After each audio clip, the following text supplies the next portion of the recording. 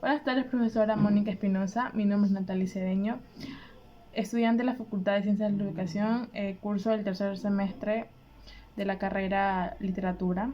Esta sexta semana, el tema que abordaremos es acerca sobre la introducción al Sistema Nacional Ecuatoriano, el marco teórico y sus funciones y estructuras. Para esta sexta semana tenemos previsto realizar una entrevista a un docente sobre los aspectos negativos y positivos que hay en los salones de clase. En esta ocasión entrevistaré a un ingeniero eléctrico, docente que es docente del colegio Isaac Newton, da la materia de matemáticas. Entonces, a continuación estaremos con él eh, platicando acerca sobre este tema y me a responder un sinnúmero de preguntas que tengo planteadas para él. Voy a empezar con una entrevista acerca sobre los derechos humanos, que si se respetan los derechos humanos en su institución educativa o en la sala que usted da clases. La primera pregunta es, ¿qué son los derechos humanos para usted? Ya comenzamos, ¿no es cierto? ¿Qué son los derechos humanos para usted? Eh, los derechos humanos básicamente son los que ninguna persona puede rechazar y mucho menos otra puede violar. Sí, son los que básicamente para cada ser humano del planeta ya en el momento de haber sido concebido, pues obviamente nace con ellos. Claro, verdad. Ya. Segunda pregunta. ¿De qué manera aplica usted los derechos humanos en el salón de clases? Bueno, ¿cómo lo aplicaría yo? Teniendo conocimiento básico de lo que dentro de un salón de clase suele ocurrir, o por la historia, con lo que pasa con algunos profesores, cuando básicamente eh, violan cualquier tipo de, de parámetros de los cuales el docente no debe pasar. Básicamente con eso sería mi punto de partida, ¿no? El momento de que yo inicio toda clase, a los jóvenes les digo de que dentro de sus derechos es de que deben pensar siempre que la educación no es un favor del profesor, no, es un derecho. Es un derecho. El profesor simplemente en este momento sería, no es mal utilizado el simplemente, ¿no? Pero el profesor es una herramienta en la cual el sistema lo puede aplicar a la situación de conocimiento, ¿ya? En donde el alumno básicamente utiliza esta herramienta para aprender, pero sin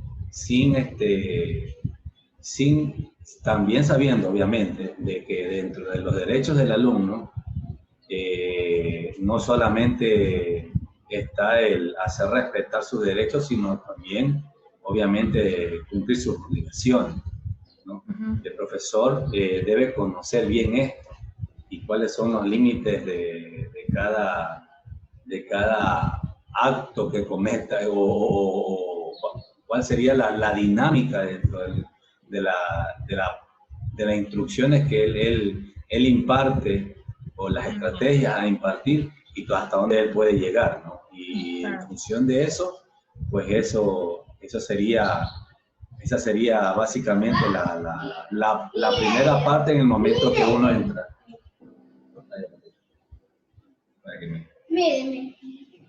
Para. No sería más o menos, esa no sería la visión, sino es que, bueno, para los colegios, tal cual como un colegio particular, como un fiscal o hasta un fiscomisional, normalmente voy a hablar de la educación fiscal, en la cual mucho de nosotros fuimos parte de ese mal sistema. ¿Por qué lo digo un mal sistema? Porque en ese sistema el profesor se creía amo y señor de todo lo que pasaba. Y lo peor aún era que el alumno y a veces hasta los padres de familia lo creían. Entonces, no, eso tiene que erradicarse. Una recomendación, yo digo, para muchas personas que se van a dedicar a la educación, es de que lo primero que tiene que uno indicarle al alumno es por qué razón está estudiando y cuáles son sus derechos. Porque bien o mal, la inversión que da un padre para que un estudiante estudie debe ser reflejada en función de los valores que se ganan en la casa, ¿no? Y eso obviamente sería el respeto también hacia el docente y sobre todo hacia el esfuerzo que hacen los padres para que cada alumno vaya a cada aula educativa. Entonces, el profesor tiene que darle las directrices, es decir, tú tienes derecho, en caso de un profesor, por A o B motivo, se llegara a equivocar en alguna situación, tú estás en el derecho de, primero, como un trabajo normal, hacer una mediación verbal. Y si, bueno, esa sería una buena directriz, una mediación verbal, en donde el profesor, pues obviamente pueda reconocer en cierto momento que se puede equivocar, como todo ser humano, porque el profesor no es que es una regla, ¿no? Totalmente lineal y sin ninguna situación donde él pueda cometer o desviarse, ¿no? Pero siempre y cuando sabiendo en el momento y corrigiéndolo a rajatabla, ¿no? Y entonces el alumno debe saber también eso. Así como el alumno debe saber que también el profesor tiene también ese derecho. ¿El derecho a qué? A saber que se equivocó, a corregir y obviamente también a remediar. Esa es la situación. Así es.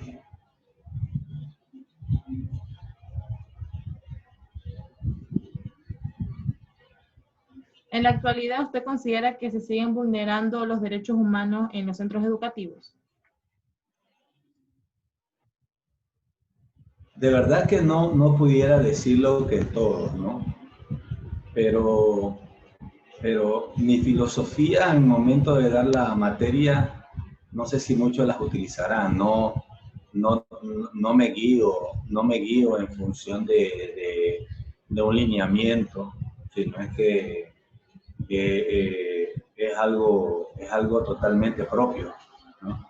Pero escucho muchas situaciones por conversatorio con muchos alumnos, no solamente del nivel donde yo me rodeo, ¿no?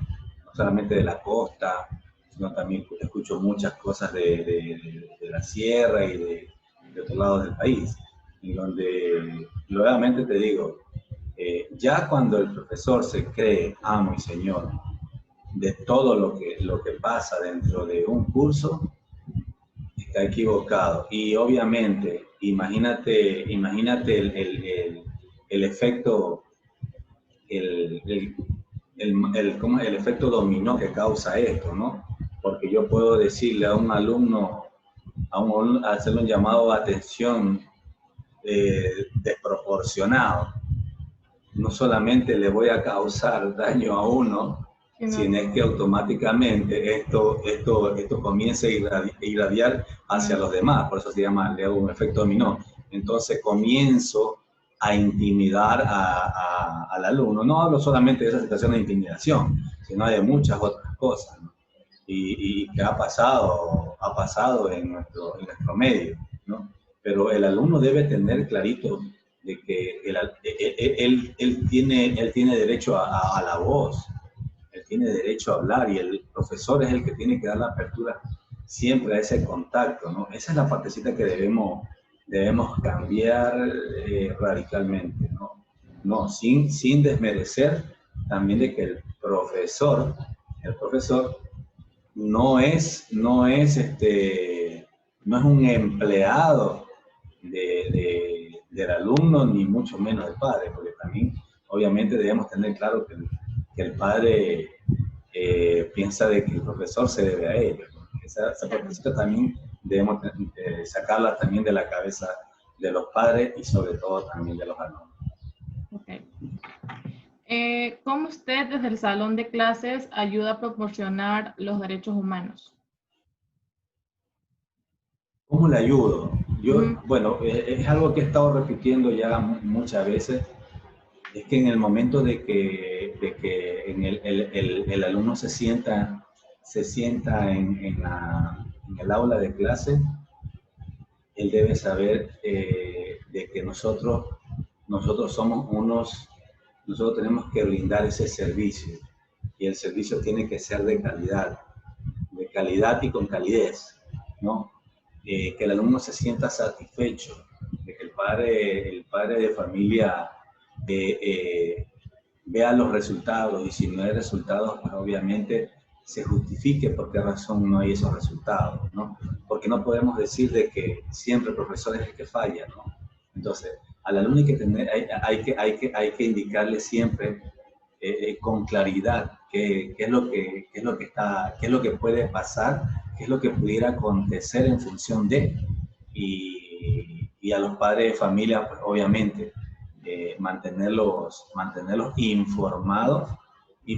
¿Para qué? Para que en función de la información que uno le brinde al representante, esto pueda ser justificado también por el alumno, porque aquí podría entrar en un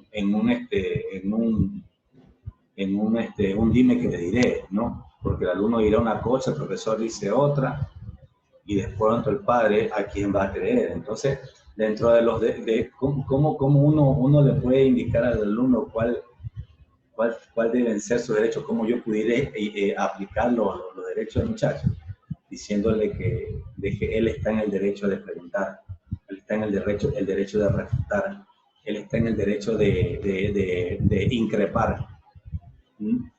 Son palabras que no tienen nada que ver con ninguna situación de grosería, de subidas de nivel de voz, nada, no tiene nada que ver eso, ¿no? Si yo increpo algo, significa que puede ser que no esté de acuerdo, ¿no? Claro. O en esa parte está equivocado, ¿no? Pero siempre que el profesor muestre ese libro abierto, yo pienso de que ningún alumno tendrá ningún problema en optar por despojarse de toda su duda y disiparlas toditas. Claro. Cuando se habla de educación, se habla de calidad. Hoy en día, ¿verdad? Entonces, sí, también está haciendo referencia a los derechos humanos. Cuando se habla de calidad en la educación, también está haciendo referencia a los derechos humanos. ¿Cómo lo pudiéramos enlazar yo pienso de que cuando una persona ha recibido una buena educación, lo tiene que reconocer. Cuando una persona ha recibido una mala educación, la tiene que reconocer, la tiene que cambiar, ¿no? Hablaba yo de la situación de lo que fuimos parte de un mal sistema educativo, y hacemos nuestra situación de comparación, y obviamente yo no quisiera que esto se repita. Y entonces yo pienso de que en la educación antigua, a pesar de que para muchos fue efectiva porque habíamos muchas personas que nos autoeducábamos por la simple situación de querer cambiar nuestro estándar de vida. Pero cuando yo hablo de calidad, es que yo debo cambiar, o sea, yo necesito dar clase o impartir mi materia como a mí no me la dieron. Pero si a mí me la dieron bien, yo creo que sí funcionó y verifiqué de que mi educación fue feliz, fue óptima, fue donde yo, obviamente, por cada pensamiento que se me dé, en el momento que se me pase la materia de sociales, se me venga la imagen de un profesor y que yo diga, él me hizo feliz aprendiendo. Entonces, estoy dándole un derecho a ese niño, a lo que es disfrutar, jugar, porque no solamente debemos pensar de que la educación tiene que ser una escuadra o un cuadrado, ¿no? Lleno de ángulos y nada más. Entonces, los estudiantes deben ser totalmente versátiles y yo pienso de que esa es la educación que tendría que darse ahorita. Nuevamente repito, ¿no?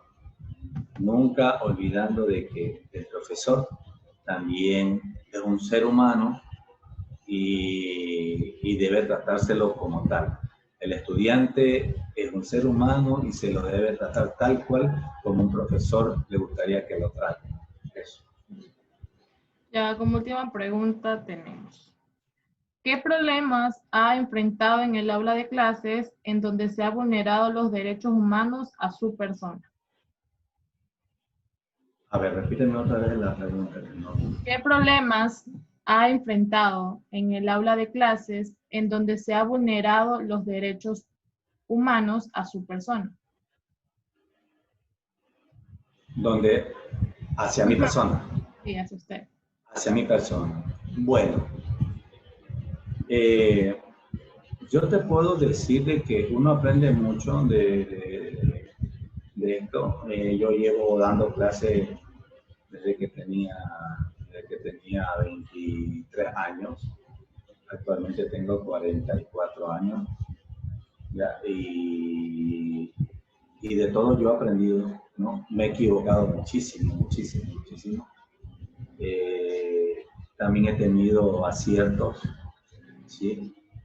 Pero más que todo hay una cosa que yo rescato de que jamás he dejado de aprender.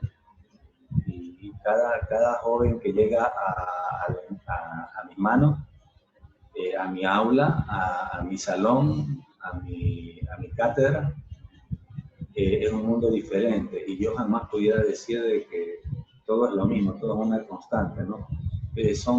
Todos los alumnos son variables y siempre hay situaciones que básicamente jamás serán iguales. Entonces las historias o experiencias que tengo son muchas, pero una que siempre me llevo a la cabeza es cuando un alumno una vez había fallado en el cálculo de la altura en la materia de física, en donde tenía que elevar la aceleración al cuadrado. ¿Ya? Y por situación de velocidad, que habían alumnos que competían en ese curso por la situación de hacer ejercicio de velocidad, él se equivocó y yo me doy cuenta rápido y le digo a él de que se había equivocado y que como me lo había entregado en ese momento y yo vi que obviamente fue totalmente legal la situación, lo que hice fue algo que al final a veces a los profesores nos hace falta. Es un error que comete un alumno y en el momento de que un profesor se lo dice, yo creo que ese momento jamás se va a olvidar. Entonces, eso es lo que hago. En ese momento le dije al alumno, ¿sabes qué? Coge, mira que te faltó un detalle, te equivocaste en la aceleración. Y tenías que haber elevado el cuadrado, pila, porque eso cambia todo. Entonces, el chico se fue. Hizo su examen y salió muy bien. Pero de pronto él tenía que presentar otro trabajo y no lo hizo bien. No, claro, no, yo no lo ayudé. Ese no lo puedo mirar así. No. no sé qué hice, no, pero no sé si lo hice bien o lo hice mal. Yo no creo haberlo hecho mal porque no me sentí mal al haberlo hecho. Yo creo que si hubiera hecho mal, hubiera tenido un cargo de conciencia, yo creo que sí lo hubiera determinado de esa forma, pero no. El muchacho aprendió de eso, no salió después mal en las pruebas que le tomaba, ya, porque usted sabe que la cuestión de física no es solamente se basa en un solo tema, sino que lo va encadenando. Y bueno, y el trabajo que este joven tenía que presentar sobre un proyecto de resorte aplicando ley de Hooke, y no lo presentó bien. Entonces la siguiente semana apareció el representante en una reunión donde un rector, no sé qué hubiera aplicado él, pero me expuso frente al padre de familia, donde el padre de familia, obviamente, vulnerando mi derecho al hablar, solamente se dedicó a acusarme, ¿no? Y donde yo le dije que yo no tenía nada en contra, porque eso es lo que me intentaba decir, de que yo tenía algo en contra del hijo. Entonces yo le decía, no tengo nada en contra porque... y le conté lo que había pasado en algunas pruebas, que él se equivoca y yo le ayudo, porque yo debo ser en ese momento la luz, no la oscuridad. Yo en ese momento debo darle la mano, más no ponerle el pie en el cuello. Entonces, para ella no le importó el simple hecho de yo haber calificado ese trabajo, ese mal trabajo que había hecho. Para ella fue un poco denigrante, pero intentó, en función de cómo ella miraba la calificación de ese trabajo, ella me catalogaba a mí. Bueno, es donde, bueno, de todas maneras, supe utilizar las palabras correctas para aclararle de que esa no era la forma de tratar a un docente, porque así como ella trabaja en cualquier ámbito, y teniendo por A o B motivo, cualquiera que sea su negocio, en el momento que llegue un cliente, ella debe tratarlo con respeto, y el cliente debe tratarlo con respeto al dueño del negocio. En este caso, nosotros estábamos enfrentando o representando al negocio, que sería la educación, ¿no? Feo decirlo negocio, porque estoy hablando de una entidad privada, una educación privada, ¿no? Pero ella pensó de que el hecho de pagar una pensión le daba el derecho de vulnerar los derechos de cualquier profesor, y que todo profesor que estaba ahí, pues obviamente se debía a la pensión que pagaba ella.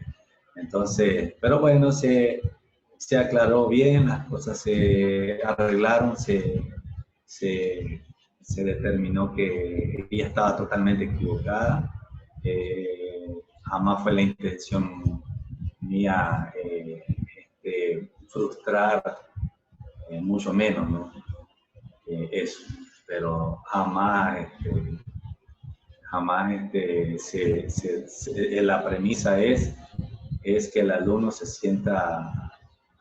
sienta opacado, ni tampoco sobredimensionado en el aula de clase, como tú lo decías hace rato, de que no se sienta ni más ni tampoco se sienta menos. Eso. Ok.